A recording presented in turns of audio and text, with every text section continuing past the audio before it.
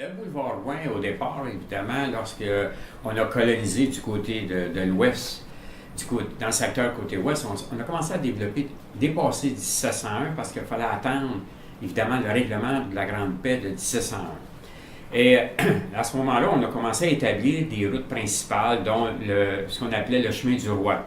Alors, c'est un chemin qui est sinueux plutôt, de la même façon presque que la rivière.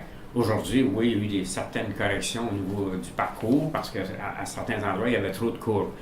Et avec le temps, on l'a appelé le boulevard Gouin, je vous dirais, au début du 20e siècle à peu près, les années 1905-10 à peu près, en l'honneur de Omer Gouin, qui était premier ministre de la province de Québec.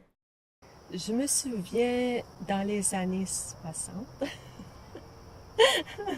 venir ici pour visiter quelqu'un, puis se promener de Laval, se promener sur le boulevard Gouin, et en voiture, puis si on arrêtait la voiture, puis on voyait rien, en soirée, naturellement, durant la nuit, on voyait absolument rien. Il n'y avait pas de lumière,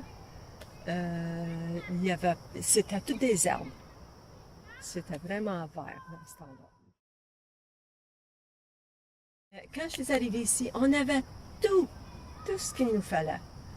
Mais maintenant, nous avons moins. Premièrement, c'est sûr que les magasins ont grandi.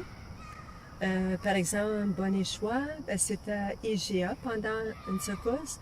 Ensuite, IGA a pris le magasin, est allé où était le magasin Métro, qui est maintenant Euromarché. On avait aussi un grand magasin Steinberg qui était sur le boulevard Gouin, mais pas près d'ici, à Roxborough. Beaucoup de personnes allaient là-bas. Il y a le boulevard Gouin qui ont refait. Avant, c'était comme deux voies et ils ont élargi à 3 voies. Et en plus, ça leur a pris tellement de temps à faire les travaux que tous les petits commerces étaient obligés de fermer.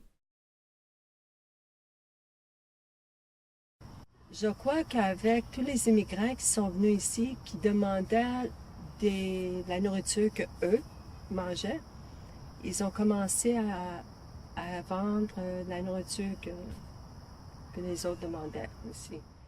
Si tu as envie d'une journée de manger indien, tu vas manger indien. Si tu as envie d'une journée de manger de poutine, tu vas manger poutine.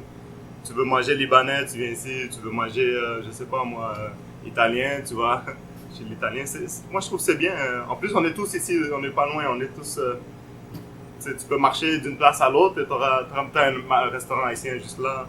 Moi, je trouve ça très, très bien.